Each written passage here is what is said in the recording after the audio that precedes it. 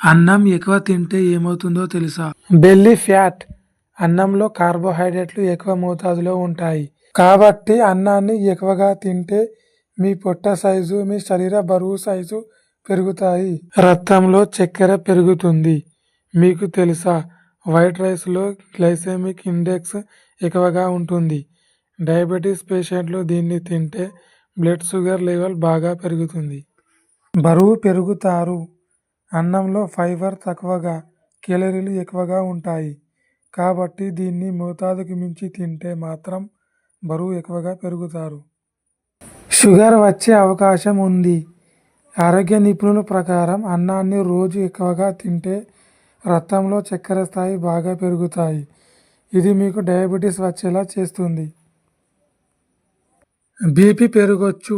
అన్నాన్ని ఎక్కువగా తింటే మీకు డయాబెటీస్ రావడమే కాదు, బీపీ కూడా పెరుగుతుందని ఆరోగ్య నిపుణులు చెబుతున్నారు. దీంతో మీకు గుండె జబ్బులొచ్చే ప్రమాదం ఉంది. జీర్ణక్రియ మందగిస్తుంది. రైస్లో ఫైబర్ కంటెంట్ చాలా తక్కువగా ఉంటుంది. కాబట్టి అన్నాన్ని ఎక్కువగా తింటే మీ జీర్ణక్రియ మందగిస్తుంది, ఆకలి ఎక్కువవుతుంది. Brown rice. వైట్ రైస్ కంటే బ్రౌన్ రైస్ ఆరోగ్యానికి చాలా మంచిది. ఎందుకంటే దీని గ్లైసెమిక్ ఇండెక్స్ తక్కువగా ఉంటుంది.